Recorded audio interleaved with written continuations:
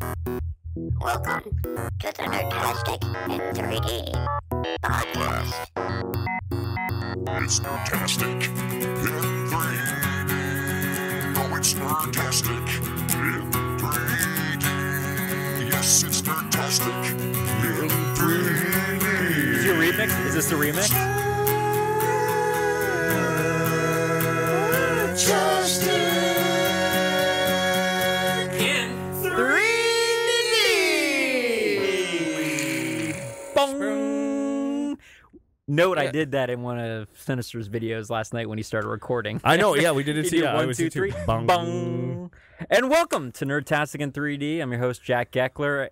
And with me always is... I'm trying to think how to do what this. you were gonna I say? actually forgot my own name for a second. I am To my Eric left Smith. in our new room, since there is no real right Yes, this recording from True. a brand new location. brand new location. If you're It's watching on YouTube, we're going to be very in a theater-like. in a theater. Very theater-like. To my left is... Adam McFarland, Banana Grabber, back in town finally. Nice. Nice to have you Welcome back, buddy. back. Thank you. It's about time we got you back, and that was also a very questionable. And I'm Adam. I couldn't remember if we said our handle and then our name. You It's all been are a while. Stupid. It's been I'm a Josh while. LeBrod, everybody. No questions, no problems. That is my name. I know it. I have a question. What's your handle? LeBravo. Nice. Are we really calling it Yeah. handles? Because then it's kind of gay. No, that's what they're called. I feel like a trucker. Exactly. And your name is? Sir? Lunchbox. I would be Jason Carter, a.k.a. Pirate JC. Yar. And I'm Jacktastic 3D on Xbox. And special guest this evening, kids, Super special. Like is beyond amazing. is a really good friend of me and LeBravo, who we game with from the OTC community, the Old Timers community. Yay. Sinister. Which What's I'm going still on, not buddy? a member of, by the way. Hey guys, welcome back. Sinister here. Oh, that's my YouTube intro. I love that YouTube. But that's a great segue to a very, very good YouTube channel that Sinister has going, where he basically looks at the best players in the Call of Duty community and he breaks down their videos. So it's not just him looking like a badass like I try to do in my videos. He actually goes and finds good people. Yeah. And breaks them down. He's not a poser. He's not a poser like you. No, I'm 100% try hard. Exactly. Look at me. I am Jacktastic. I am As the channel amazing. got Look at progressively more involved in better players. My videos actually got less and less. No, it was a good way to go. It was a good way to go. I'm excited to have you on tonight because you have just I find one of the most interesting backgrounds, and I feel like I only know like such a smidgen of it because I only have a relationship with you from about 10 o'clock until midnight. that sounds a little weird. But it's the perfect amount of perfect amount of kink, and I like it at that. You have a relationship with him after your family goes to bed? Exactly, Very nice. exactly. Very But it works for us right now. Jacktastic and Sinister, yeah. Yeah, buddy. I mean, it's great to have you on the show. I know you've been listening for a while, and you're up north. You're up in San Fran area. I am. I think we should let Northern him California. tell us in the segment of Get to Know Your Nerd. Go ahead there, Sinister. Tell us a bit about yourself. Okay, first off, I am a huge fanboy. Boy, that was probably loud, but I'm a huge fanboy of this show. It's amazing, Jack, that you said that you were interested in what I do when everything about, if you grow up as any geek or nerd personality at all, chess club. Yes, I was in the chess club. And Yeah, so buddy. Nice. I think we all have these dreams or visions, and we look at movies as this magical place, right? And it's this escape that we can all go to. And so I'm such a huge fan of what you do. And it's kind of interesting that we always find the grass is greener. We look at somebody else and say that the mystery of that is really attractive to me. And so I Absolutely. find what you guys do so attractive and so interesting. It's fun. It's funny though that like I think about what you're just saying right there, but I feel, and maybe the same with Josh, like our backgrounds at a younger age were the exact opposite. Like we both were very much into sports.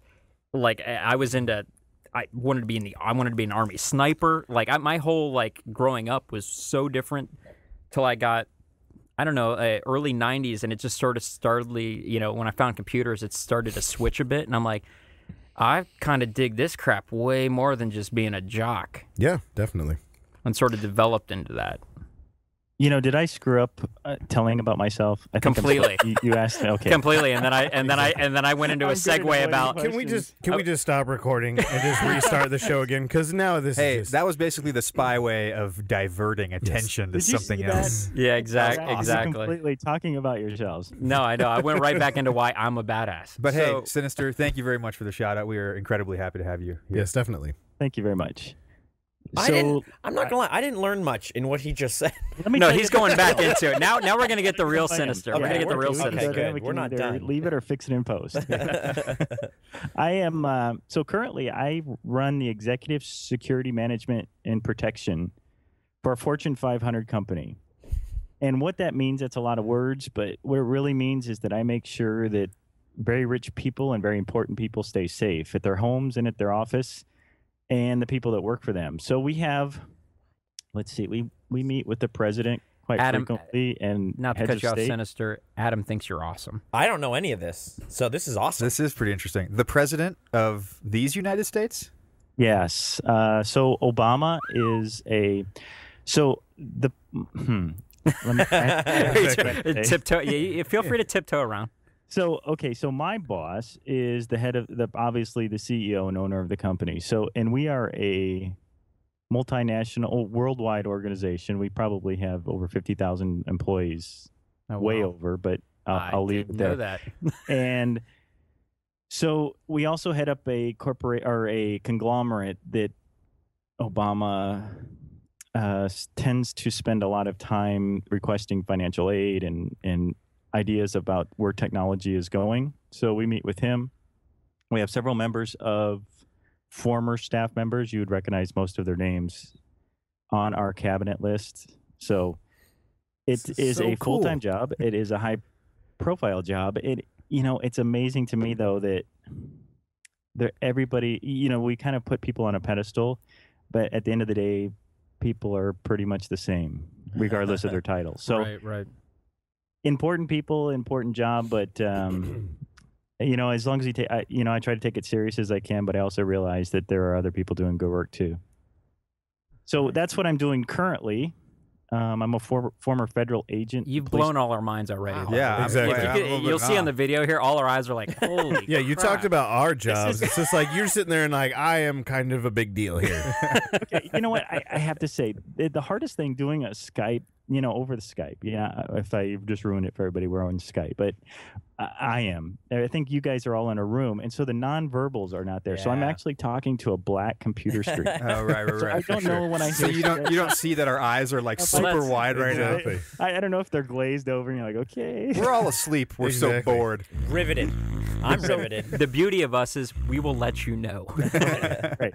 That's awesome. So I was a federal agent and a police officer before that, and actually was involved in several pretty high-profile missions with heads of state and some incidents that went down. Is this when you were a federal agent? Yeah. So I was in a special unit with the military. And Wait a minute. Hold Hold on. on. Is this pre?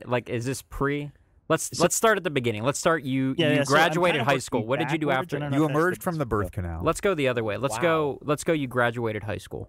I graduated high school. Okay. I wanted to go to school, college, but I came from a family of 5, and my parents were teachers, and so it wasn't in the That's cards. tough. So I joined the military, and I what became branch? and I went to school at night where I What branch did you join? the Navy initially. Navy. In the Navy. In the Who saw Navy. that one coming? Who saw that one coming? Just raise your hand if you. By me or just in general? I'm going to say both. nice. Yeah. Sorry, So- go ahead, Sinister. It was. I have to say, it was one of the best times of my life. At the time, I would have said it sucked, but in the Navy, I was part of a flight crew and tactical crew that we flew missions.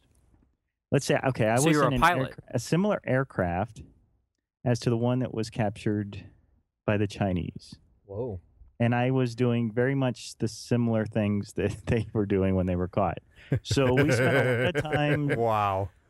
in what we call Westpac, which is the Western Pacific Theater. And so Clinton was nominated and then elected as president, and he started this program called Reduction in Force. And so he began to close bases in the military. The base that I was assigned to was one of the ones that was chosen to be closed.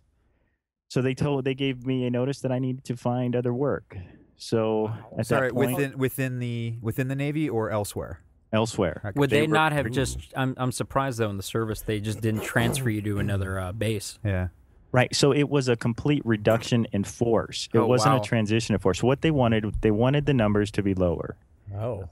And I found out. So it will connect later when I was actually part of a Secret Service, a team that worked with the Secret Service with the Clintons, that I realized that they have strong feelings about the military and law enforcement. So I don't know. Maybe I'll rewind there and just say that in the Navy, I got to do some fun stuff. But when they asked me to leave, at that time I was asked to apply for a army unit as a warrant officer, and our job was to be tasked out as I attended a federal agent course where I was a homicide and special events investigator. Now, would this be similar to like? I think that title is awesome.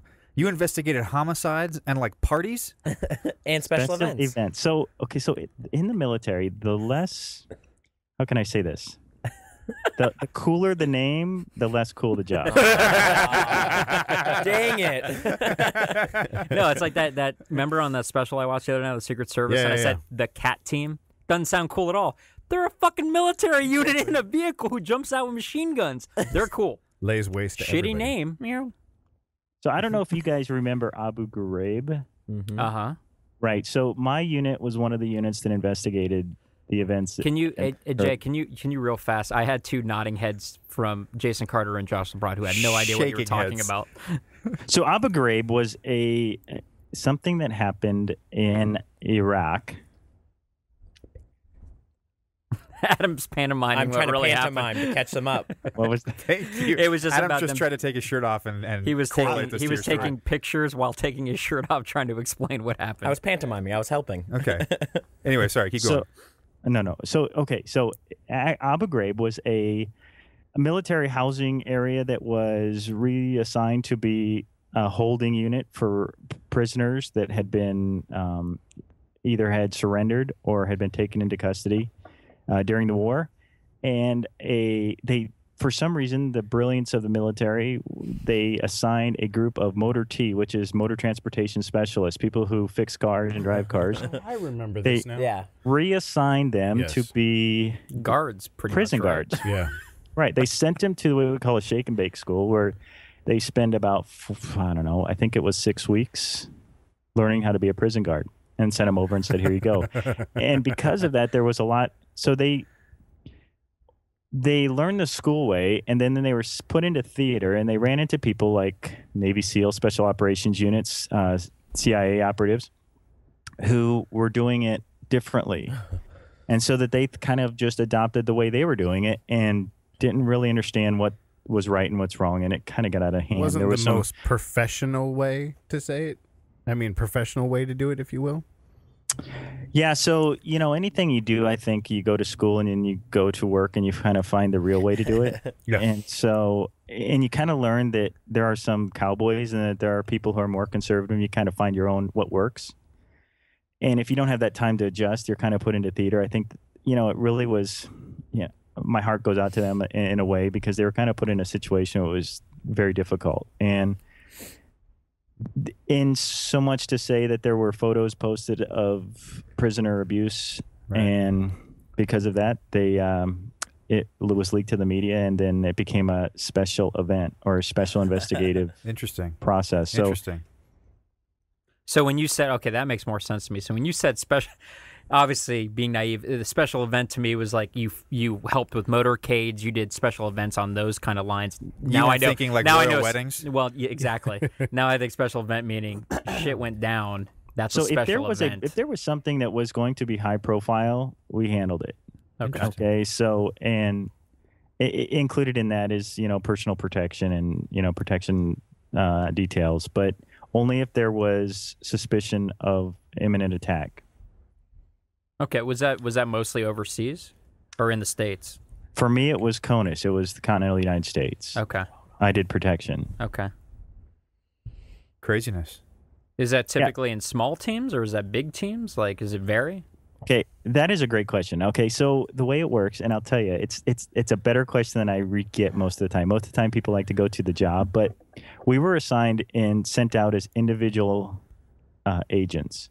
And what you do is you marry up with a unit, either a special operations unit or the involved unit that you're investigating. Sometimes they don't know what you're doing or why you're there. Other times they do, and it's your job to kind of find the truth, as it were, and find out, before... This is a movie waiting to be made. Say, is there a TV show that's already been made about this? It can be very daunting. It can be off. It almost seems deceptive, which is kind of goes against my personality. I think anybody that worked in my unit was really, we say it the way things are. We're pretty straight shooters. And so to be deceptive on any level, especially with what you consider your brothers in a combat theater, it can be a difficult mental transition. But you realize at the end of the day that you're doing it for a better reason. You're doing it for, this idea of God and country. I think in one of the later last episodes you talked about, would you jump in front of someone and take a bullet for them? Yeah. Yeah, and it becomes less about the person. I think, you guys are so bright and intelligent. Very rarely do people come up with the fact that it's about the symbol and it's about the position. It's not if you look at the person. That's the gist I got from it, is those people seem to be in that mentality 99% of the time. Absolutely. You will be so disappointed if you count on the person being worthy of being defended. That's an interesting way to put it. I mean, people are always going to, they're never going to meet expectations of honor, right? Like if you think about the President of the United States for a second, no human being could ever possibly meet the standard or the ideal expectation at which every American has for the President of the United States. That's not possible. It's not humanly possible. Like with everybody, it's just like you can't please everybody in your life. Exactly. So for these guys to go, sorry, I'm going a tangent here, but for somebody to jump in front of the president and take a bullet for them, it's all about the honor of the status and the symbol of what that office is, not necessarily the person, right? Yeah. And that's something really noble. Like, what if you went with an extreme with it? Like you actually said, man, this person's a complete jerk. I don't like them as a person at all, but they are the president. I'm taking a bullet for the position, not the person. And that was their argument. And I'm sure, Jay, you've run into that, just that needs to be the mentality. I'll tell you, it is so insightful. I have to say, there are very few politicians that agents enjoy or like. and I don't say that. I'm sure. I don't say that. It sounds trite, but the fact of the matter is, we tend to judge ourselves by intent and other people by actions. So all you have really to judge them is their actions, and to get to those levels, there's a level of narcissism and self-absorption that's necessary, perhaps. Absolutely. Or I don't know if it's necessary, but it is a part of who they are or who they have become. I'm sure you have to be. I'm sure it's been created. I mean, they're surrounded by a staff whose job is to be like, you're doing great. No matter what's happening, you're doing great. And particularly in public office, which no matter which way you dice it, is a popularity contest. Who had the best campaign? Who looked the best? Who gave the best speeches and the best debates? Who had the most money? I mean, it's interesting. It's all about this, it's a popularity contest. Yeah, absolutely. Yeah, it's high school. It's when you think about going to high school and all your cliques and everything like that, that doesn't go away when you get older. I mean, all it is just in a bigger bowl. Right. Like you had your high school, your little fish bowl, and all your little cliques. It's just like that, in society. I will share. I don't know if any of you guys know. I was class president in 6th grade. So that's pretty impressive. Has that taken you places? Because I'm pretty sure. Who's on unemployment here? Raise your hands. For Sinister, if you can't tell, that's Adam McFarland. Jay, to go back to where you're at now, or where you're at in the story. Something I was wondering. I think you said sometimes they knew why you were there. So in those cases, maybe when a team knew why you were there, was there any animosity? Oh, well, it depends. Directed towards the person being there? So we worked a case. It depends. That's a great question too, because okay, let me give you an example. So there was a young lieutenant who had been assigned as a tank commander. in the Midwest, and I'll just leave it there. And they were doing a training session, and something interesting about tanks that I didn't realize until later was that the turret, the main gun on this is, first off, imagine a multi-ton gun. Okay, Is this like an Abrams weapon. style tank? It is. This cannon is heavier than any car you drive, right? And it's hardened steel. It's designed to fire this round thousands and thousands of meters, right? And so if you allow them to, if you power them down, they actually rest on the ground. Wow. Okay, so this tank commander, part of the training for these tank commanders is don't stand under the turret. Unfortunately, a new lieutenant, as he is wont to do, is overwhelmed by what's going on. He stood under the turret. They lost hydraulics. The turret dropped and split him in half. Oh shit! Oh my goodness! I was doing a finger motion to Jay because he looked at me like I don't get it, and then I thought I'm like the So, actual the gun, the cannon gun, the end of the barrel will tip down over. toward the ground if they don't have the hydraulics on to hold it up. That's correct. Wow! Right, And it so split him in two. Yeah. Well, okay. So pretty much. So there was a few. Think of a bag of Jello. You just had to say bag, and we all were like, "Oh god!" Potato chips. When I rip them open, that's where I went.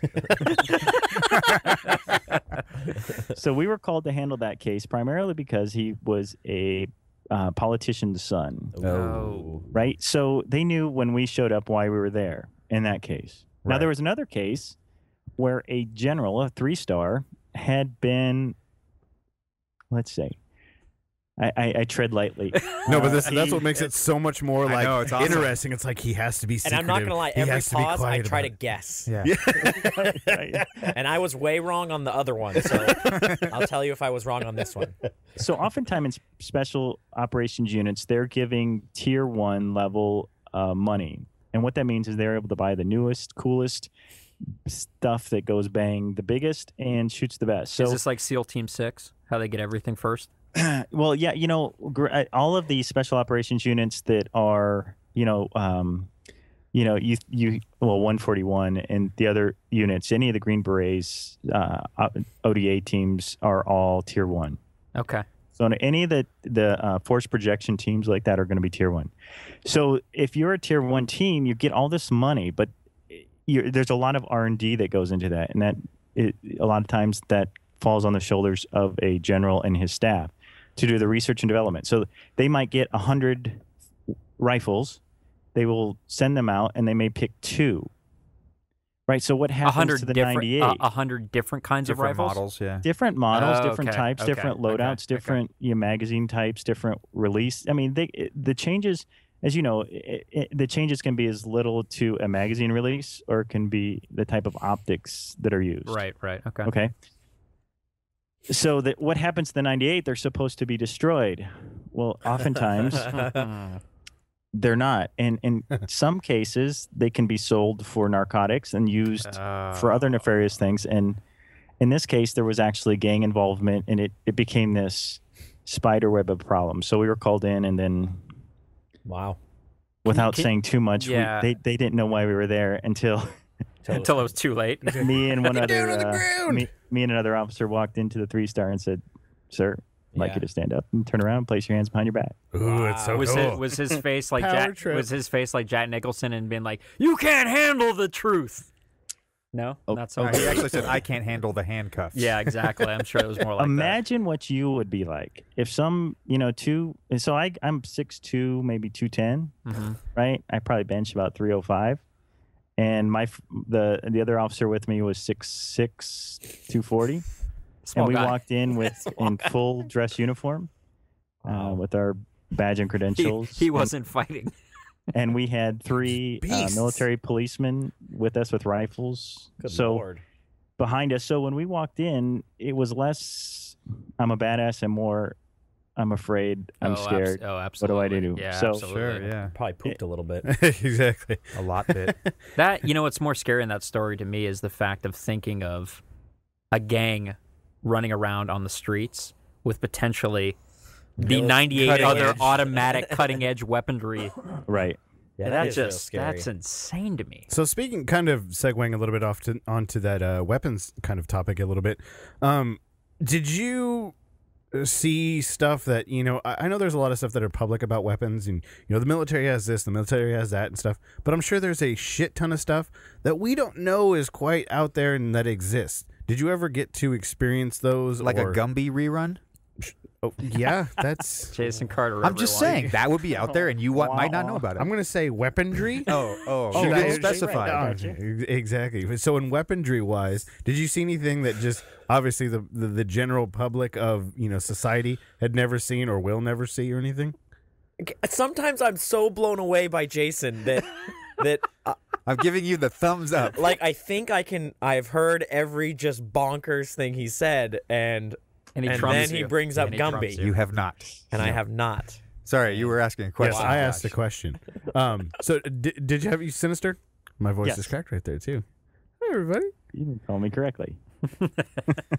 So he answered you. Yes. Okay. This is a great. Okay. So let me get this question correct if I can. You're asking if it's like Apple, if they have 2 more generations of phones. Yeah. That haven't hit the street. Yeah, basically. I don't need you to go into detail, but just did you experience any advanced weaponry that maybe the general public of, or society either A, doesn't exist or, was just ahead of its time? Okay. Let me answer it like this. So I teach, can I get back to your question, and I'll answer it this way. Sure. You don't even have to answer it if you don't want to. No, too. When I was in the military, I put myself through graduate school, and part of my job then became teaching these logic and interrogation techniques to people. Wow. And one of the ways you can spot deception or avoidance is when they change the subject. So what I'm going to do is change the subject. Okay, so you're telling me you want to talk about Gumby right now? Hypothetically, those things do exist. I've read about them in books and magazines, but fair enough. Fair enough. There are things we'll talk about one later. We do have one later that we'd like to talk about. I think it's not too far-fetched to believe that we didn't know about the SR-71 till 20 or 30 years after it had been developed and worked on and was flying, right? Those stories from those guys are nuts. Yeah. So let's keep going. Let's keep going with your career. So you were part of this unit. How long at this point had you been in the military? Navy plus this. We're going to call it the birthday party unit. Yes. Special events. Special events unit, yes. Can I just say that's not the actual name of the team? Sure. But it's close. I'm waiting for them to pound through the door right now and go, "You're coming with us." Yeah. We're the birthday squad. You're coming with us. It's what I could come up with on the fly, but it's close. Okay. Special is in it. Special is in it. Special victims unit. Yeah, so I'm just curious at this point how long you had been doing this for. That's a great. Oh, let's think here. Maybe. Okay, so by the time we were handling, let's see, it was 3 years of training, 2 years, 6, maybe 11 years at that point, including Navy. Including Navy. Oh wow, okay. 3 years of so after the Navy, when you went to be the warrant officer, it was 3 years of training. It was 2 years of vetting and then a lifetime of training. What's the well said. What's the first part there? Vet, is that just generic training? Yeah, so there are special units that you have to, first off, you have to make what we call watermarks, or you have to meet certain levels. You have to be able to test at certain levels. The schools you go to, you have to be in the top 2 in your class. Wow. There are, not only that, your backgrounds have to, and your psych profiles have to match certain levels. And they have to continue to meet those levels. At any point that they dip below, then you're asked to politely leave. So vetting is the word I use. It describes it in my mind. Maybe that's not the best word to use. Filtering. It sounds like we will vet interview candidates, right? Like we'll kind of, if you have a whole series of interview candidates, you have to like pair them down at some point to a few spots. Right. Okay. It sounds like something similar, unless I'm wrong. No, that's right. I think that hits it right on the head. You probably will think that there are 100 people who are asked to apply, and those people that have been paper parsed, right, where they've been looked at on paper. So they'll probably look at 1,000 candidates, send out 100 application or requests for applications, and then they might out of that 100, they might pick 1 or 2. Yeah. Okay. So it sounds like So this is similar to. I mean, this is Pairing, similar pairing to. down. Well, in the SEALs, very similar to their or breakdown. applying for an animation job at DreamWorks. Yeah, same thing. Same thing. Probably have an easier time getting in the CIA. Yeah, probably. Yeah, true. probably at this in the point. birthday party unit. Did you during that vetting time? Did you do any? Because when I was watching that special the other day, and we talked about it in the last episode was the close hand combat training stuff. Did you do any of that stuff? I did. There is very minimal training for the military side, but I did do some very minor competing in Brazilian Jiu-Jitsu. Whoa. Nice. Any competing in Brazilian Jiu-Jitsu is impressive. Well, the stuff I watched, I mean, wasn't even. Minimal or otherwise. Yeah, it Because wasn't I even could show just- up, but I wouldn't say I'm competing. Hey, did you give it your best shot? No, I got knocked on my ass, and I just walked in. The guy Did you kicked give me. it your best shot? No. Yes. Well, then why did you go? It's a different story. No, different I day. just I watching the video. I just the training that looked like they gave them for similar to what I thought, like protection units. Maybe it's stuff you've gotten into now in your current position, but I found that very interesting. The close combat kind of stuff of like deflecting if assailant has a firearm in their hands and that kind of stuff.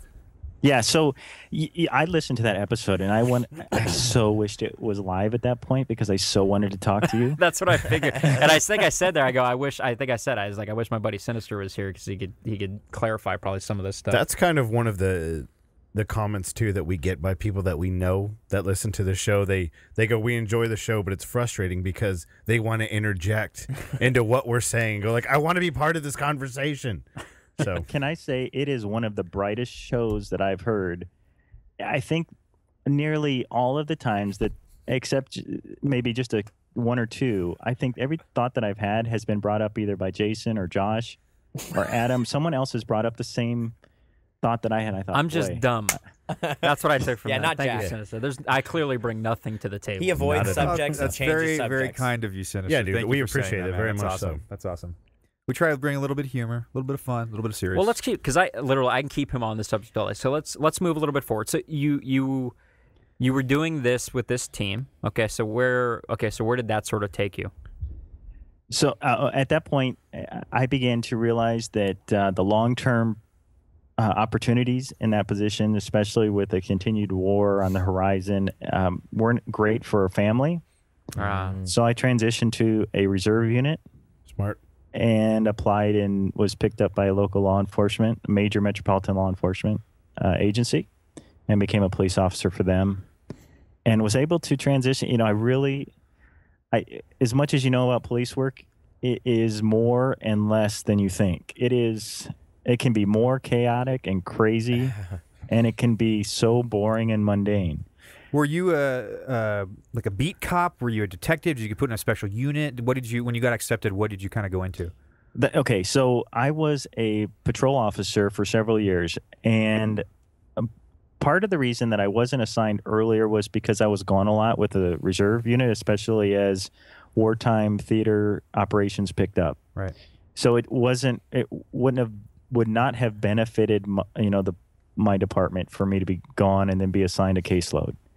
Later on, after 9/11, I was assigned to a joint terrorism team that anybody who flew in and out of our city, we have a fairly large airport, international airport.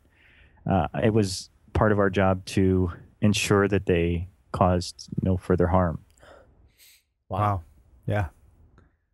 It's intense. I know, right? It's so cool to listen. You just process. We're all processing everything you're saying, and you can just see all the wheels turning in our heads. Oh, we easily could make a movie of your life, my friend. Easily. Well, I was hoping that they'd already made it and it was taken. It's called That's The what I'd Bourne hoped. Ultimatum. I was either it was Born or Taken. Two It was very good movies. I was kids. hoping I'm- you had a specific set of skills. Did you, Jay? Did you when you were doing that, your reserve unit? They didn't put you in a generic reserve unit. Were you a reserve unit still for the birthday party group? No, I was. Yeah, so I was assigned to a unit that still handled, special activities overseas. Did that get well? I'm curious with that. As most people go into the reserves to do their weekend a month and be able to live a life, but I just wonder with your unit if that was not the case. If you found that Was my it God, more active? yeah, exactly. You're calling me all the time, guys. Really isn't the reserves. It became more for me at that point about dignitary protection and a local. So we have local investigations of sensitive, sexual assault, homicide, anything that had potential to be major felony. It became more police oriented. Okay. If that transitions, does that make sense? Yeah, no, I think so. I was just curious if they kept you in your unit or they just put you into a generic MOS style thing and you just lived your life as a reservist. What's the reserve again? What is it? 1 weekend a month, 2 weeks a year, or something?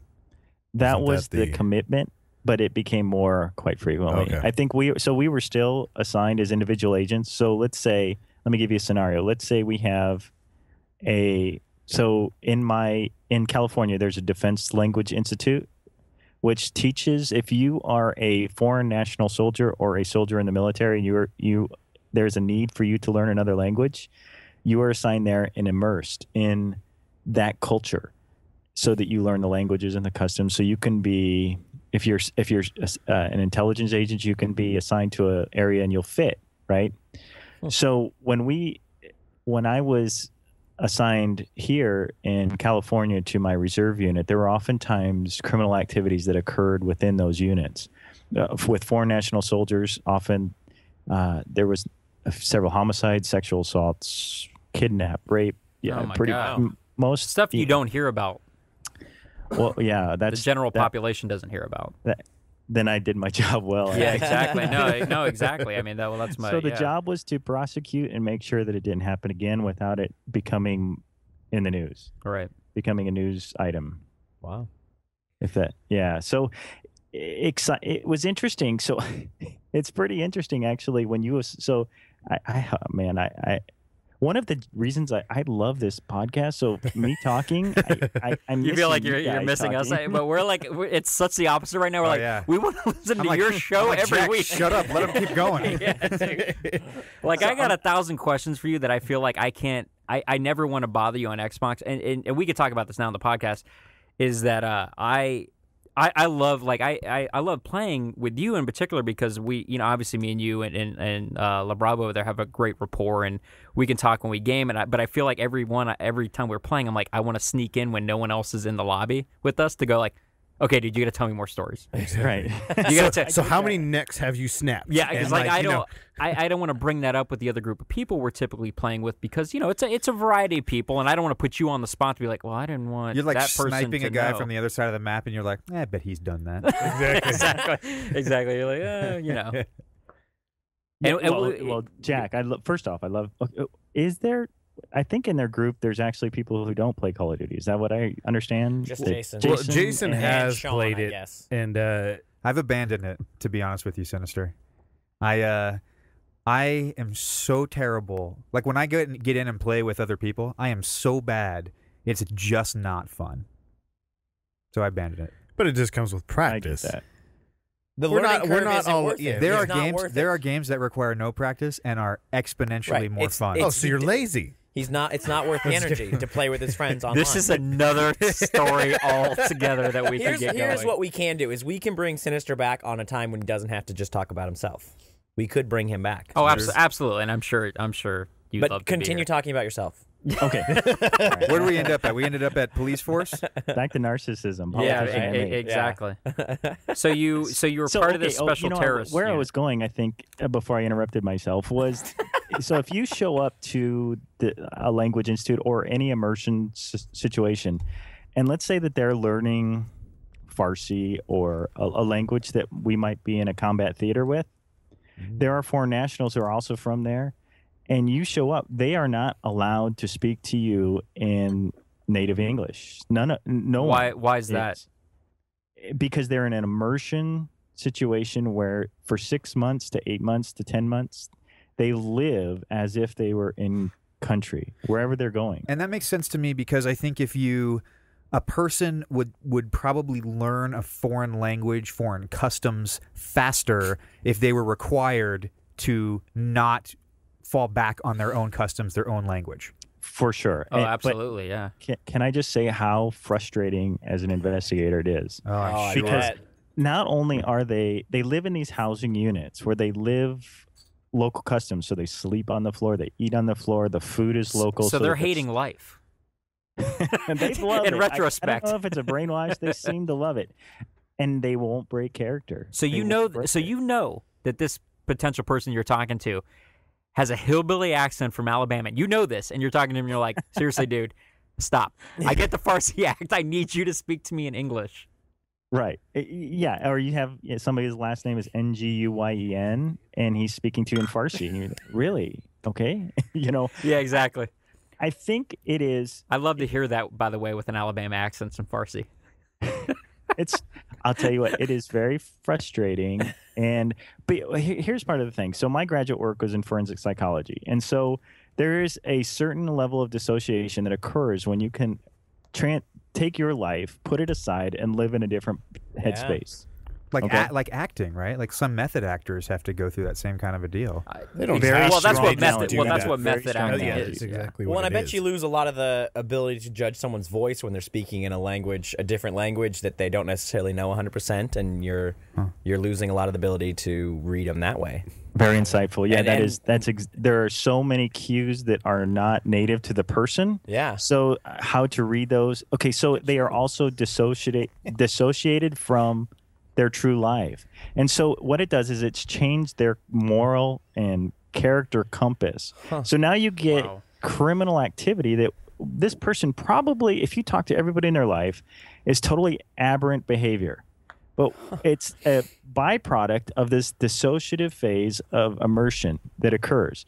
And obviously to prevent it from looking too deeply into it, I think the military is very careful in who they select because they don't want it to be a problem. But what happens is you have significant. So if you can dissociate from who you are as a person and how you speak, how you think, how you dream, then maybe having sex with a 15-year-old or 14-year-old or kidnapping a kid and leaving them buried in the wilderness is not that much of a stretch. To me and you, now that seems shockingly strong. Like that kind of criminal activity seems. Wow, that if I blows my understand you mind 'cause correctly, I know where you're coming from with you're that. kind of It's saying crazy. that like a person can detach themselves so much from their own lives and believe in this alter ego, if you will. yeah, almost kind of create this like alter persona that they've forgotten so much about their own lives they can actually set aside their own morality.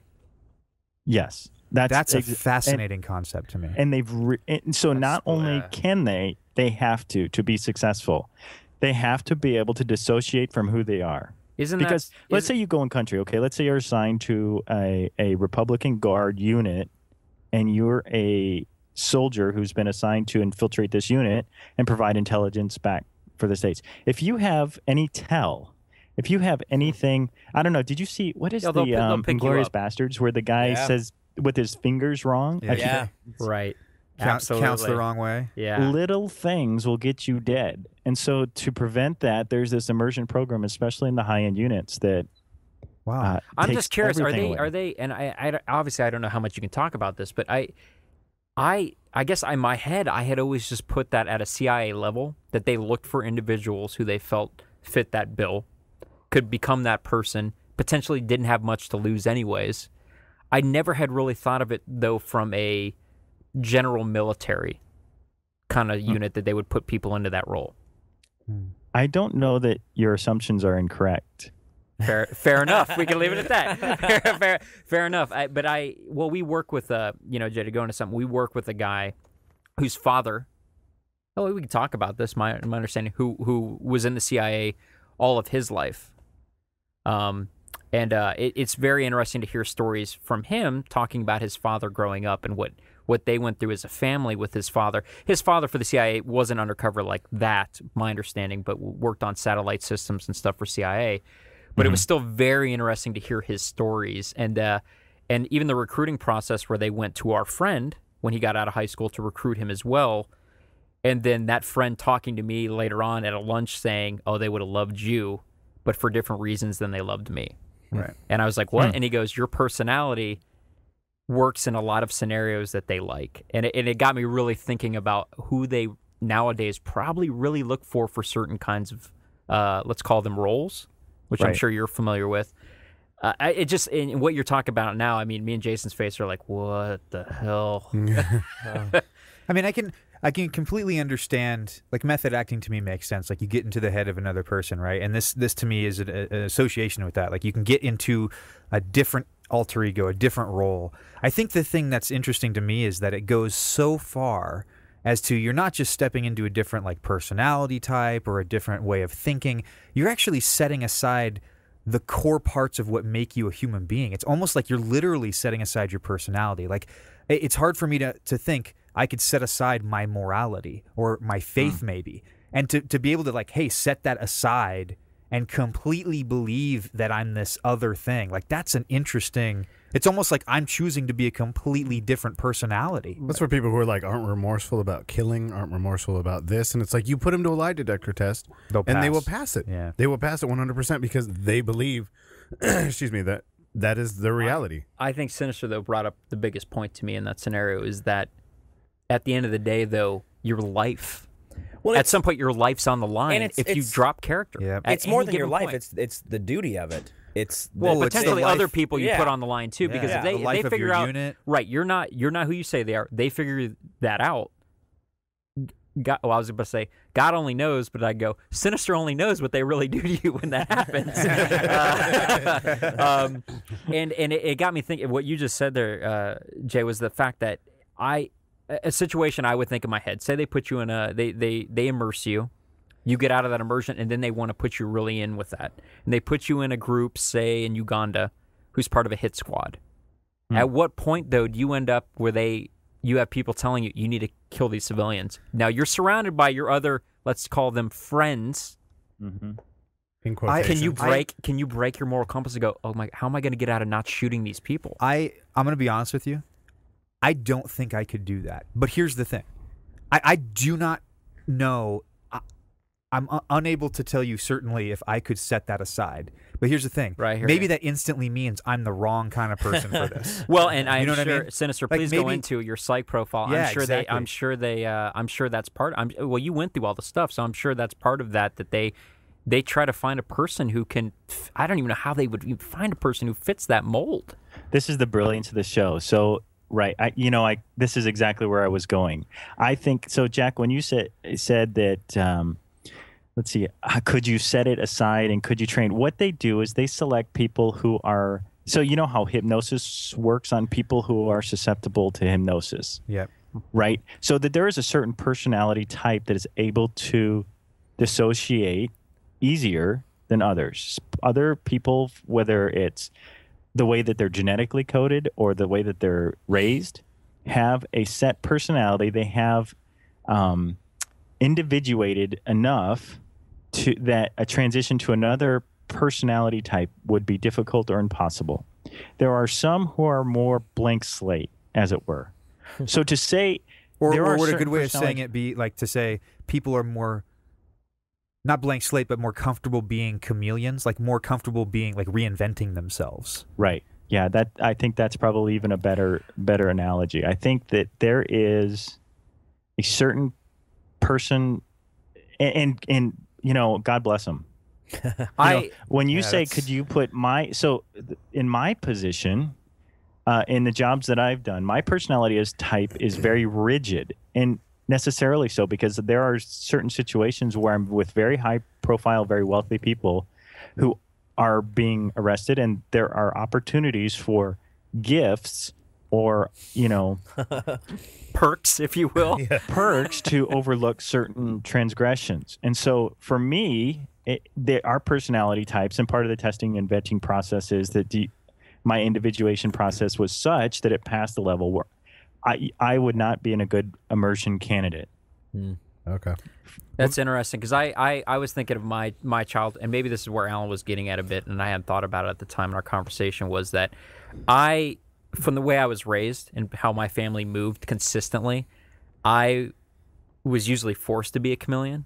And I've had friends of every kind of walk of life, every kind. And that I felt like I was into that. And it got me thinking of what you were saying right now, Sinister, about that, and going, Okay, I could find that I could fit that bill probably pretty easy. And I could even do the method acting part. What gets me, though, is more what Jason's saying.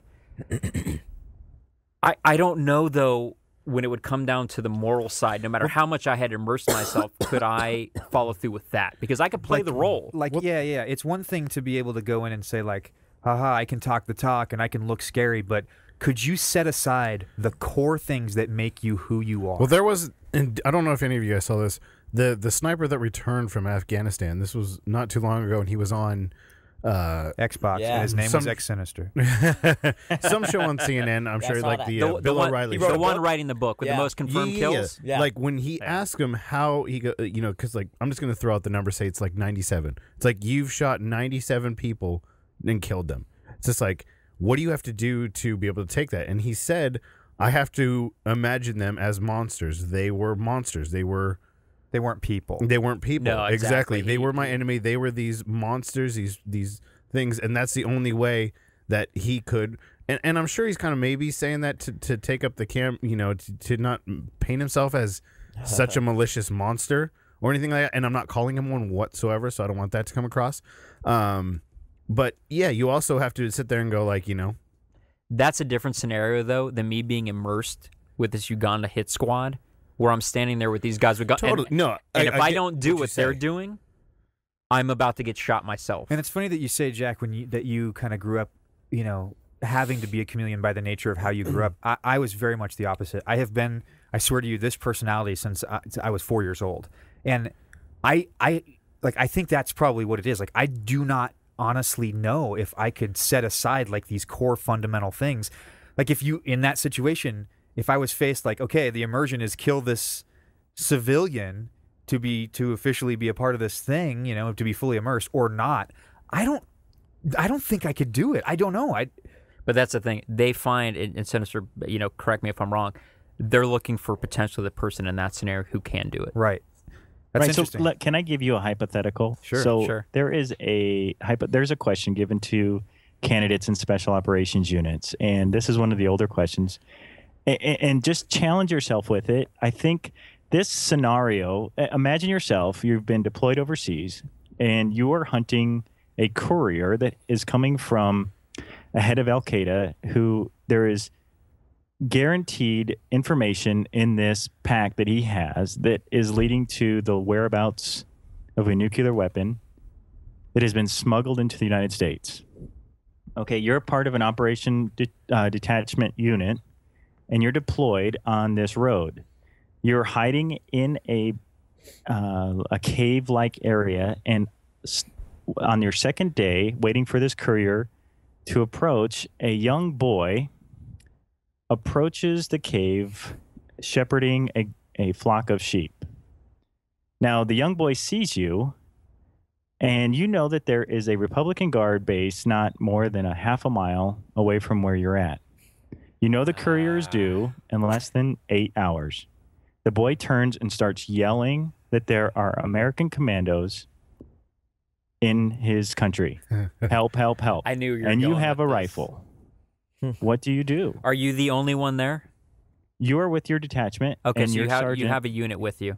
Yes, and usually ODAs are 4 to 6 people. Here's I have an answer, but Jason, please, I'd love to hear yours.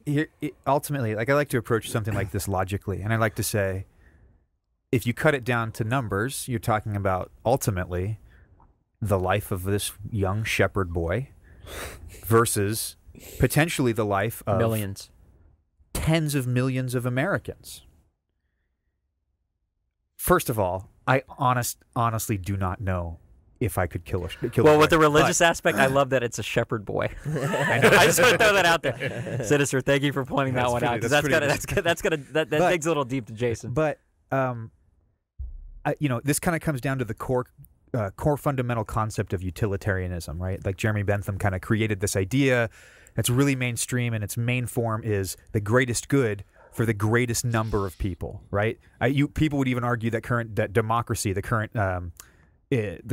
evolution of democracy in America is a form of utilitarianism. Was that Bentham or was that Spock? I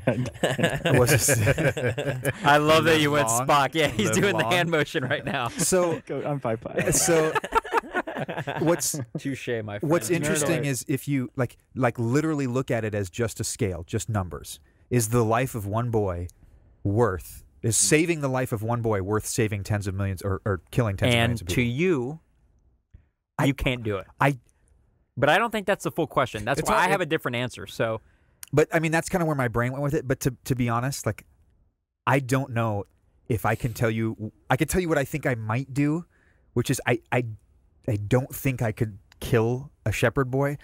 I don't know if there's another option in this. no, this is I have other options. Your two options are: I'm gonna go he is very at a logical. distance, you have to rifle him, or you have to Let him go. bug out. Oh, okay. Now Yeah, you're, you now can't, you're like- getting what I was going to ask you. Okay, those Can't, are like, those are slingshot it. him. Those are it. That's it. Okay, because I was going to go a step further and to go Gag the him. fact. No, well, that obviously is one. I was going to say first, I would obviously gag him and contain him with one of the soldiers till we got the mission done, or we were about to go on the mission. Two, the next thing was going to be like if I'm firing a rifle at distance and and I'm worried about his yelling. Sure as hell, in any kind of atmosphere where I'm waiting in a cave, they're going to hear me fire a rifle, and this is just the logical side of me. So that's a great point, and that's just part of a scenario. Exactly. So now that you brought that up, I can continue with part of it. Every operational detachment unit is assigned one rifleman with a silence 22, and that is to take out Damn you, Sinister! I was saying, Damn there's you! always there's, small there's- animals, snakes. Okay, like so I can six take out years. sheep.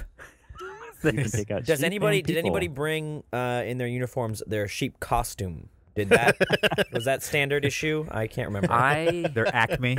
I Acme sheep I have to be honest. Okay, now that now that Sinister's answered this question to me, I'd have to put him down.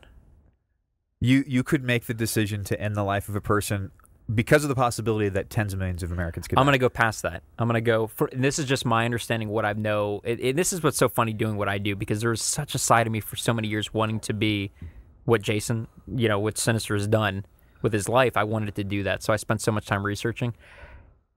The brotherhood that needs to come with the unit you're typically with in those scenarios, past even the millions, my mind, this is how messed up I'd be at the time, my mind probably wouldn't go to the millions. My mind would go to the team who's behind me in the cave that I potentially am at risking all our team. Oh, so like if the boy escaped and went and told the guard, We're going to get a whole Republican guard coming yelling to the and then cave. people start charging at you. Not only did you risk this, you've risked then your team at that moment. We're potentially going to die. Not to mention what could potentially the nuclear fallout happen. I mean, that's a whole other way to take it. But I'm in my head, I'm like, I just risked our whole team over this boy. I think it's these I don't types know. of situations which have led me away from the military. There's no good answer. No, and I think there's that, but I think probably from the perspective of what they're There's past no what they're easy looking for in answer. an answer. Yes. There is no easy answer, Yes. but what they are looking for in somebody moving forward with that is potentially the answer I'm giving. And am I wrong, Sinister, or are they looking for the guy who's not going to shoot him? Oh, can I answer what really happened? This is a real event that occurred. Okay. Yes. Sure. Yeah, please. Yeah. So what really happened is this is the question that was given and is still given to special operations individuals and soldiers in a psych profile interview, and there really is no right answer. What they want to see is the process that if you're going to go and say, "Dude, I'm going to freaking smoke the little rat," right? They don't want that. I want to Right? point out I didn't go there first. And they don't want someone who's going to say, "Oh, I just couldn't do it. No way. There's no way. Nothing could convince me anything different." What they want to see is the wrestling, because they don't want people out there smoking kids. You look in recent events. There's a soldier that went out. You're given very powerful weapons, and you're put in very powerful positions. They want to see the process. So what really happened? This was reminiscent of a situation. I don't know if you've heard of the movie or the book Bravo 20, SAS, Special Air Service, Special Operations I Unit. haven't. For, Do you want to catch us up on that a bit, or is it basically what the story is you're talking It's about? it's reference to that story. So Bravo 20 is reference to a special operations unit out of the United Kingdom, a SAS unit that was assigned to retrieve some information, and they were holed up in a wadi, which is a cave-like depression in Iraq. And during their time, they were discovered by a young shepherd boy who was out there with sheep, and they had to make the choice. Now, at the time, it was early on, and it was still when they were firing the Scud missiles and so that there was thought that there were chemical weapons, biological, nuclear, radiological weapons. So this was all in their mind. And pardon me. So they also thought that the Scud missiles, or that these missiles were going to be launched at not only Israel but other fellow soldiers. They made the decision when this boy approached them and came on. They bugged out. They let him go. They didn't shoot him. And in that story, it is a fantastic book. It talks about only one of them got away. One, a soldier named Andy McNabb, was held captive and tortured for a very long time. Chris Ryan is the one that escaped. He escaped, I think I don't know, like 200 miles across desert, escaped on foot, and the rest of them died because of that. And the information was lost, and we don't know what it led to or what them getting the information that would have prevented. But it was a real life scenario that occurred, and so people were faced with that, and so that they faced, with the new soldiers now that they're faced with that, and that's really to determine what psychological makeup who you are. What? Let me ask you this: prior to knowing that, had they? And I'm sure maybe you did get asked that. What was your take? Because and even more so now, all have, most of us in here have kids, including yourself. Right. So I'm sure your thought process has changed now. Half of us in here. 50%. Half of us. Well, we have more because Sinister has some. All right. So I'm sure your take is maybe even different now, but I'm curious even then what it would have been. I wouldn't shoot, even if it meant sacrificing my life. I think for me, there is this level of what is important now. And there is this potential that there might be some radiological bomb out there. There might be this information that might be invaluable, but the fact is there might be another way that can occur. And whatever that is, what I'm faced with now is this boy in front of me. I don't know that I have the ability to deprive him of the gift of life. I don't know that I have that. So I found that I actually, from positions you've held, I find that. Yeah, that's interesting. That's really interesting. Because what happened to that unit you described right now was my biggest fear. That I've now, especially if you're the only one that made it out. Well, yeah, exactly. I was hoping Sinister was going to go another way with the story. Like they got away, and it was hey, we should have let him go. But it turned into more what I was scared of, that this whole unit got pretty much wiped out. Yes. I love in my head the scenario where I can actually just capture him. Yeah. I got to be honest. That was my first. Just so you all know, that was my first thought process. Can we detain him? I'm gonna go ahead and say that in your mind, you pulled out a Hershey's candy bar and waved it in front of him, and he came towards you. Yes, You just Baby grabbed Ruth? him No, seriously. by the scruff of the neck. You're making fun of the scenario. You said, "Don't make me shoot a sheep." I would have threatened a sheep if that's what it took to keep. Because let me point this out. I would not have shot him first. I was not the scenario of, I'm going to smoke this fool. It was. That's not what I heard. Exactly, Sinister. It's detaining. And I'm sure in their, well, maybe it wasn't. I'm not sure in the book. Does he actually come up to them in the book, or was he at distance the whole time? Oh, boy. You're relying on it. Remember, I'm a member of the Old Timers clan. Fair enough. In that scenario, that's where I would have went first. I would have detained him and held him until we figured out what was going on. But I'm not sure how they train. I mean, do they train you, Sinister, in general, though, to be able to put him down? That's a psychological thing, though, first. That's not a training thing. Well, I mean, it's got to be part of it, though, right? On how to take him down, but not the morally, They I'm want to gonna know. train They you want to on know. how to- No. That's going to a firing range. What I'm talking about is past. If you've made it past the point of the psychological test of you through all these scenarios, which I think, from what Sinister's saying, is what they want to hear. You try to break it down in scenario style to get to the point. But I'm sure at the end of it, though, I think they need to know, especially after this story, they need to know, can you do that? Here's a question. Is it, and this is maybe just beating a little on the dead horse, is the scenario, are they saying that you're the commanding officer ordering one of your other team to do it? That's a good question, Or are you too. doing it? Yeah, that is a great question. But the fact of the matter is, the question is postulated as you are the decision maker, Okay. whether or Okay. you're not. You're the commander. So in an operational That's what I meant. detachment, You're the decision maker. Each person has the right for independent thought. So it's not a typical military unit. So if you are an observation post and you are compromised and you have to break your silence and engage an opponent or an enemy, at that point, that's your decision. There's no command decisions. You're a decision maker. Regardless of the scenario, if you are the one with the .22 rifle, it's your job. Yeah. Well, for the sake of time, let's move on to like so you were part of this in the military unit. So where did that lead you? This is the reserve unit. Yeah, I mean, well, no, you were a police officer. You were in the reserves. So That's right. from the police officer, where did that lead you? So, I think I addressed some of the things I did in law enforcement. And wow, even if we just hang out sometime and talk, there are some very cool things in metropolitan cities, dealing with the Hells Angels and dealing with gangs and Absolutely. Speaking of murders which, and homicides. Speaking of which, let's throw out on Sinister's channel. He has a story. District. He has a YouTube or he has a video up of a great story that took place on Hell's his, Angels on were his actually channel. part of my in Ventura, where I grew up too. There's a chapter. There's Oh, chapters Ventura. all over the place. Yeah.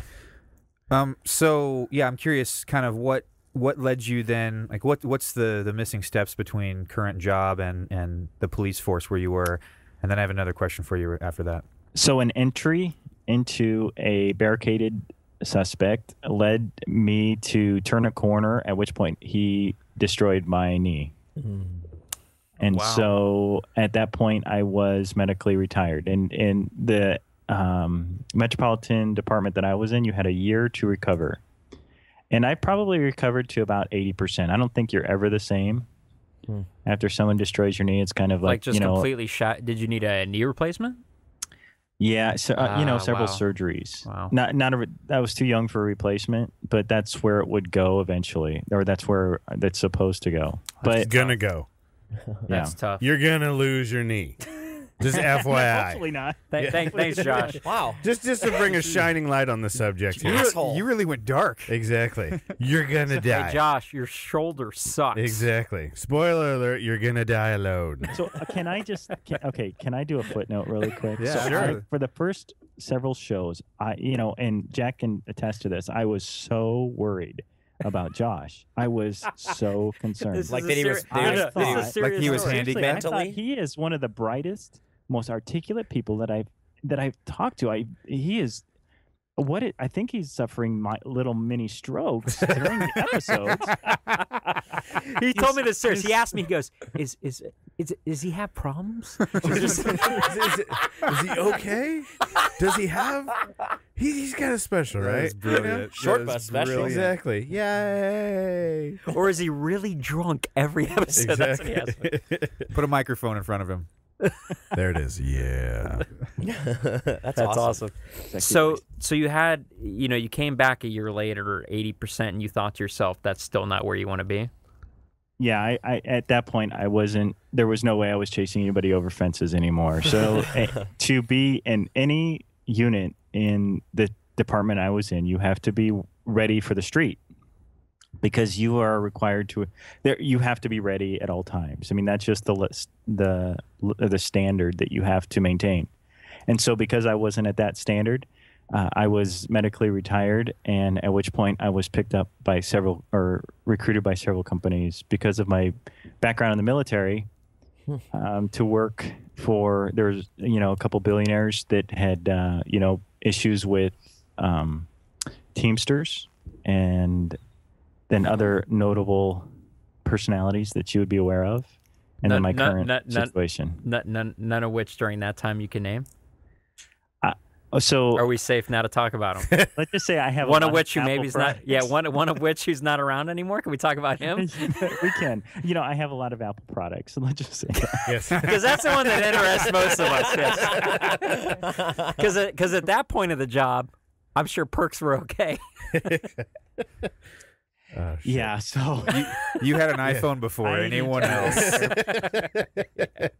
I need to be careful where I tread. Yeah, Exactly. So we don't want exactly. to push that subject too much. There are certain people in certain situations who have very strong personalities and are not always. So Jack, you brought up a great scenario where the president is held by Secret Service. They hold him on his belt, and they're able to move him. And that was something I had no idea about till they had sort of went into it. I was blown away by that. Wait, say this again? Oh, you missed Did that. you listen to the episode? Go No, listen to the I episode. told you I don't listen to the episode. Well, Go I'll listen. I'll let Sinister Yeah. Sinister catch him up on sort of what I was talking about. So Jack, to be a little bit more clear on that subject, very rarely. So there's this war that occurs in protective service and in the principal's life. The more that the protective service agents get their way, the less the principal gets a life. And the more life the principal has, the less the protective service agents get their way. So there's this inherent battle that occurs. That was part of the show. The one guy said very blatantly with a straight face, he goes, "If we could keep him in the White House the entire time, we would." And there was no smirk, there was no smile. He was dead serious. It would make their job so much easier. That's what he said. Yeah. For sure. And so there is oftentimes that in a certain situation where you might actually put hands on the principal to direct him. So let's say each principal carries a certain type of a belt structure or loop on their back that you're able to grab as an agent and move them in a situation that would require that. That's awesome. But it was on rope lines. They talked about presidents who are on these lines during campaign time greeting. Yeah. That one followed behind him with his hand on his belt. That if he caught wind, he could pull him away from the crowd instantly. you have to be able to articulate a specific reason that is necessary. Because he made it sound like it did. Event. He made it sound like the president. Not a standard operating okay. Because he made it sound like the president's just trust. He's a puppet. We go noodles, and they yank. Code word noodles. Listen, to a man, they hate it. Every principal that I've ever dealt with hates anything to do with security. That's how I think thought about too. this. They're very powerful people. And to admit that they're weak in an area or vulnerable kind of begins to wear on their psyche. So there's this war that occurs. So a lot of it happens behind the scenes. So you'll say, wear this belt. It's a strong belt. If we have to use it as a tourniquet. But in reality, it's the belt you'll grab that won't break. Right. Right. So, And I'm sure do you that's guys the just use difference. the maybe like I got like a 90-pound pit bull and I have a big choker chain and I can really yank on that and it doesn't break. So something like that. What I find interesting in the story though is the difference between what a president probably knows he's going to go through and potentially somebody like Sinister's dealt with who's just a billionaire. Because I'm sure the billionaire's head, I can buy all of you. So what do you do? The president knows his life's threatened every second. The billionaire's just like, it is what? different. Yeah, it is different and that's because, I would you think. know, Jack, that's really very, very insightful. I'll tell you, it has to do with your culture. So if you're enculturated in this area where you're around security professionals, you're behind bulletproof glass, you're in a motorcade that has all the bells and whistles, you have anti-air missiles on top of the house you live in, then there is this culture of acceptance that, okay, there is a certain risk and protection necessary for this position. In corporate world, none of that or very little of that is part of the culture. In fact, you're typically surrounded by a lot of yes people. No, you don't need that. Oh, I don't need security. You're right. You don't need a lot of security.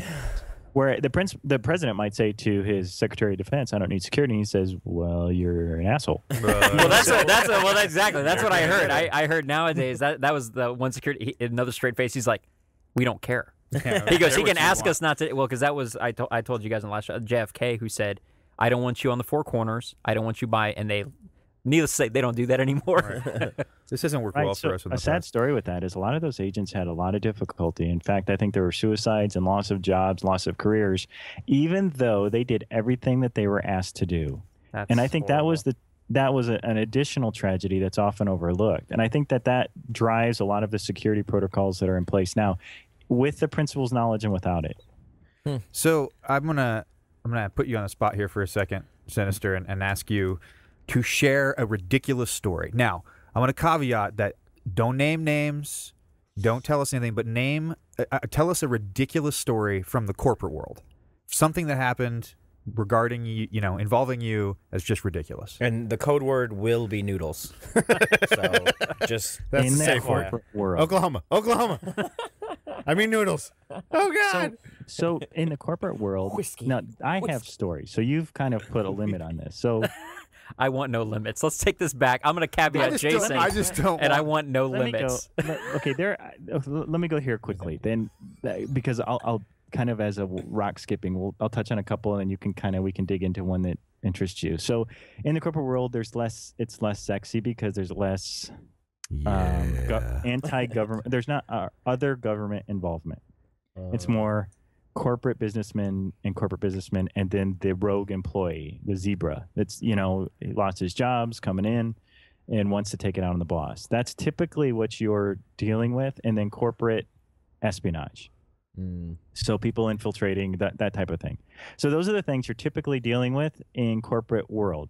So the things that might be delicate to deal with is, maybe visits in a hotel late at night, and then maybe a spouse shows up and at the same time, and you have to. Those typically throw them out the window to the 4 stories pool below that you've tested the depths. Violence occurs. So. That's where I was going to go with where you were saying. I was more curious about cases where maybe you were in scenarios that you just didn't. That had nothing to do with actual security.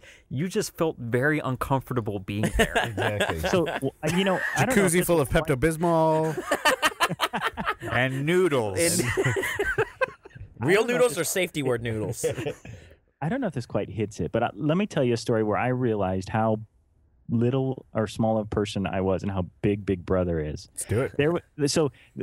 I was part of this mission, this NATO mission, the 50th anniversary of NATO, where they completely shut down Washington, D.C. They completely shut it down on a 25-mile radius. So there were 3 circle perimeters. On the inside, only principals and dignitary protections were allowed, and secondary were operational units, and then third were police units, and then the fourth, general public. So there were rings. So we had every head of state and their Secretary of Defense and Secretary of State flown in from all of NATO. Okay. Wow. So this was a who's who of the world. The desk that they used to have their conference in was a $38,000 a day rental. For the desk? Did it give handies underneath it, and then hand out $100 bills after? Like, what did it do? I'm paying Where you. do you rent that thing? Yeah, that's my point. Who's handing? Who has that? I'll rent my desk for significantly less. Jason, keep mental note. We need to make a big desk. Exactly. I could buy IKEA desks and sell it to them for a lot less than $38,000. Like, I mean, I'd do like $5,000. $38K. Shitburgers. Yeah, it was amazing. I think the wood had been on some famous, the Constitution. Oh, Jesus. Something or other. The Santa Maria? They went to space. What did Columbus come over in? The Pinto. Okay, so it was made out of wood planks. So that. Go ahead. So we were. I was eating lunch with a detachment of presidential snipers. Now these are you in the second? Are you in the second? The stories is so That- fucking there I cool. was. That is the I'm title so sorry. of a book. What were That should you- be the title of a book. What were you eating? Noodles. Okay, so talk about tangent. So What ring are you in? Are you in the below first certain ring or the buildings in second ring? government, there are tunnels and there are entire cities. Okay, so we were under one of the buildings that are painted white, DC. That's where I'll go. And I know exactly what That he's is an talking awesome about way now. to describe that.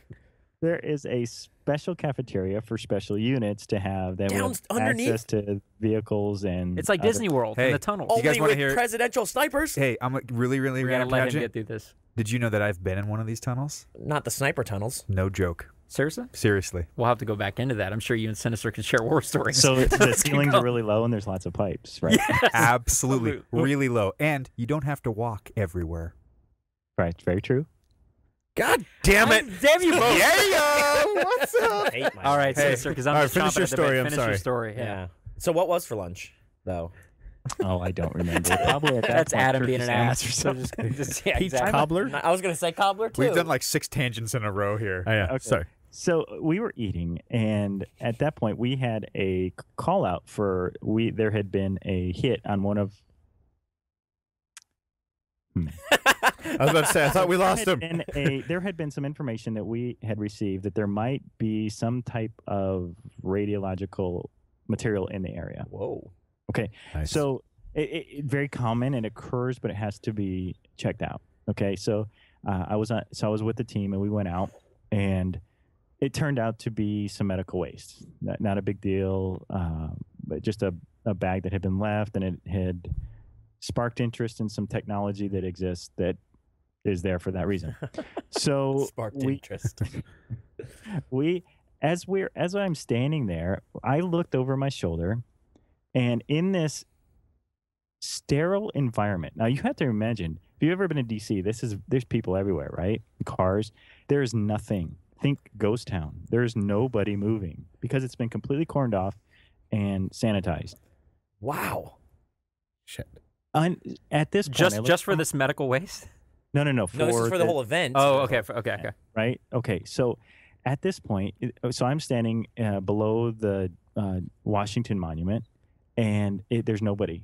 There's nobody you can see. Did it look like the end of the world? Like nobody's there but you? It was eerie, right? And I remember turning and looking over my shoulder, and on the corner was sitting a homeless man. Who had made it through all that somehow? Apparently, he was living in the sewers and had come out that day at that time to get some sun. To get some sun like a turtle? Yeah, to bask in the rays. There he sat in all his glory in this, and I turned. Hold on, define all his glory real quick. Yeah, right. I mean, So, is it really all his glory? You know what I'm saying? It was not glory as you were thinking, but to a person like this in a position like this, if seen by certain people, is the loss of careers of many people.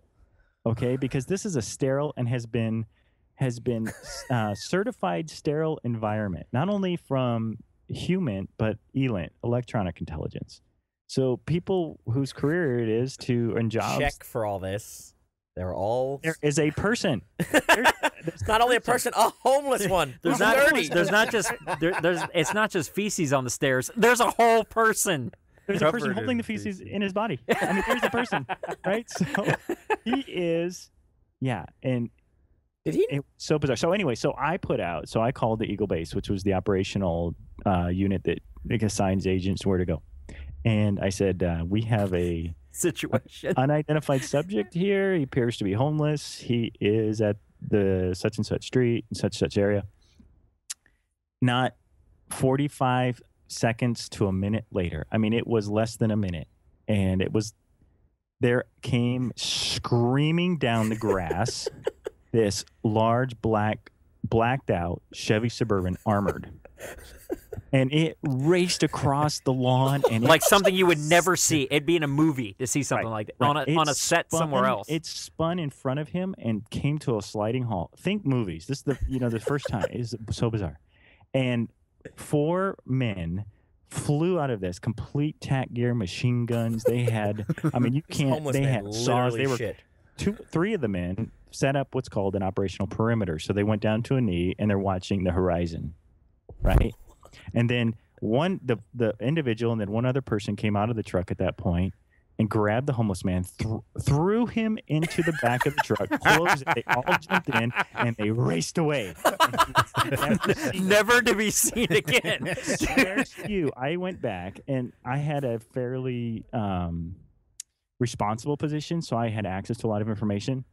I inquired about it later, and they said, "What are you talking about?" Oh my god! I was about to say this sounds like some Area 51 shit to me. Yeah, no, you know what it is? It's that famous spontaneous bum kidnapping unit that happens in Washington D.C.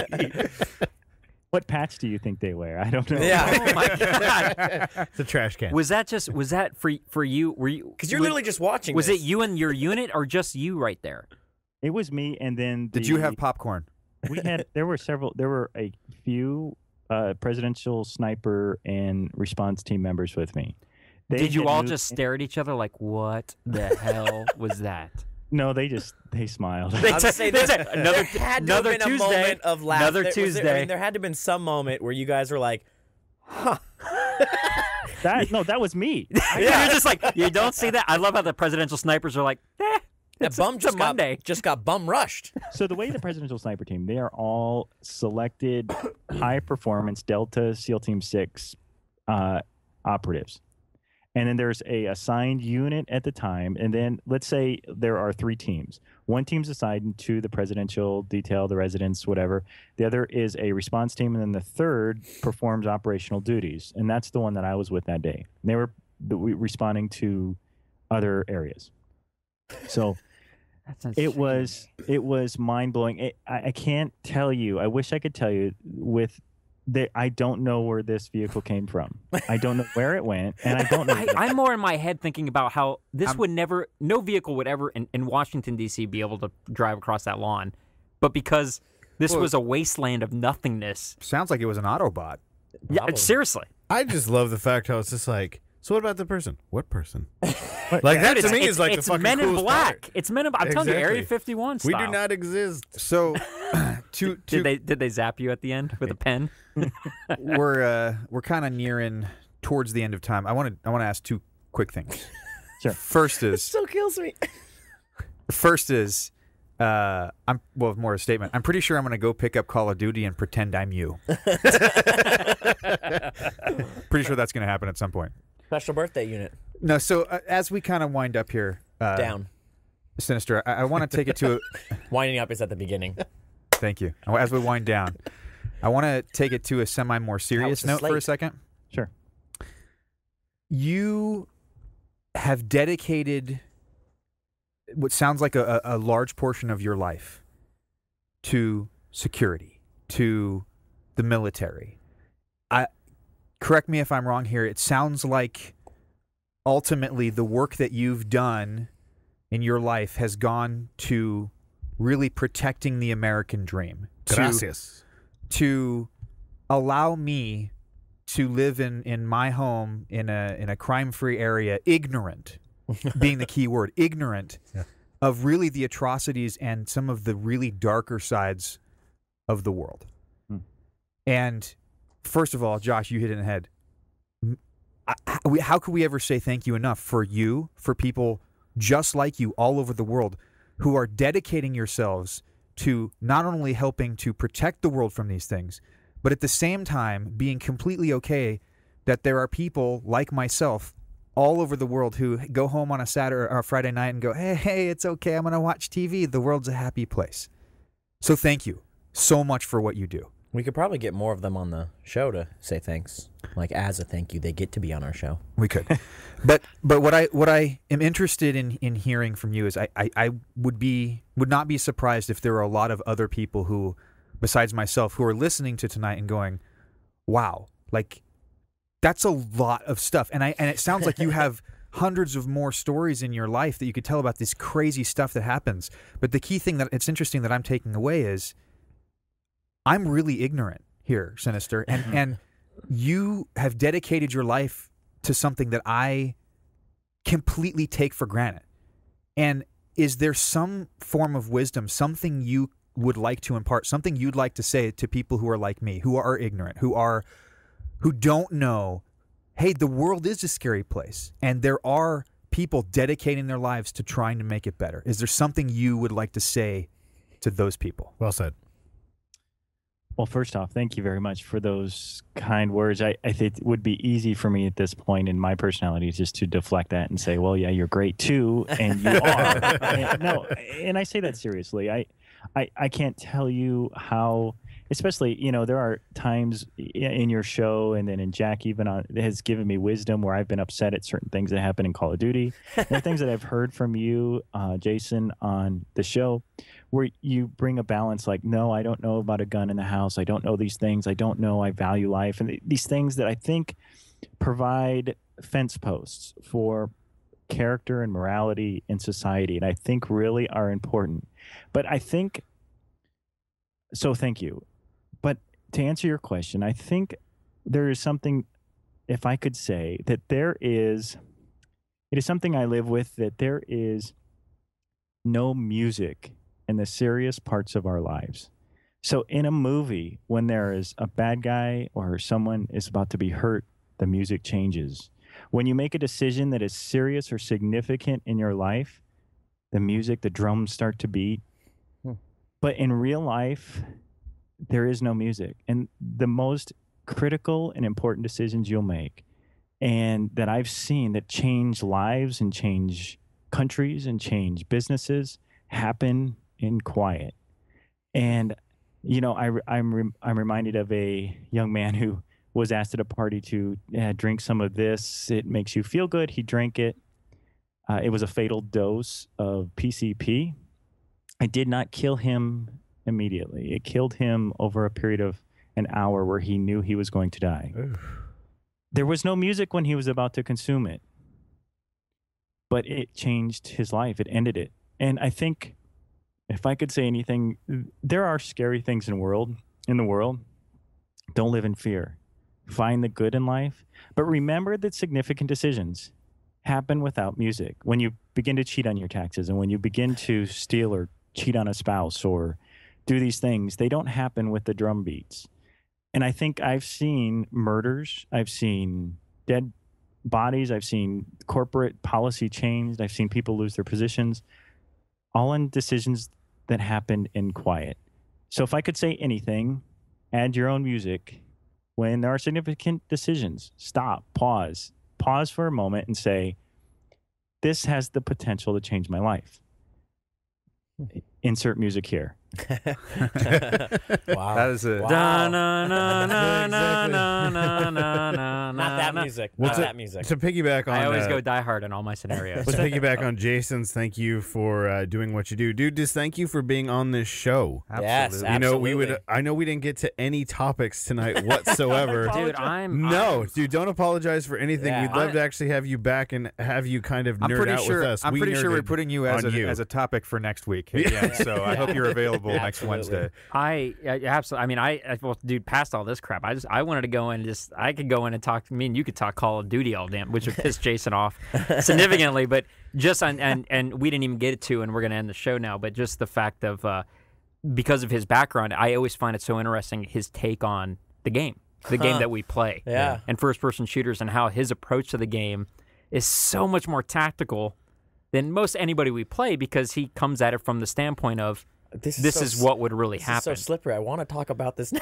No, I know. Well, we'll do Sinister, if you're willing, we will do a part 2 with you. I Yeah. am always available for this show. This is, I tell you, if I'm not in it, I'm listening. So yeah, absolutely. Well, we not only would love to have you back, we will. Which have I'm you sure. back. Which I'm we sure want you to have. We want you to come back. We want Okay. you. We want We want you to want We're to not. want We're not stroke. offering it. We want you. We're asking you. Please come back. Certainly. Absolutely for you, Josh, anything. You know what, buddy? But you know right what, guy, back at you. You know what though? Thank you so much, Jay, for being on the show, and yeah, definitely next week. With that, kids, I think it's about that time. What do we? It's been a while. What do we do at the end? Exactly. We are. Oh, we sign out. We say our names. Yeah. Hey. Okay, go. Good to have you. Good to have you back. You know Adam. what? Let me just We'll say, come back to me, Adam. Adam McFarlane here, guys. Signing out. Josh LeBrod, everybody. I'm Jason Carter. And I'm Jack Eckler, and thanks everybody for tuning in to Nerdtastic in 3D. Exactly. And See ya. and again, thanks for Sinister here. Thank you so much for being here. Thanks, guys. All right, bye-bye. Bye. Nerdtastic, Nerdtastic, Nerdtastic.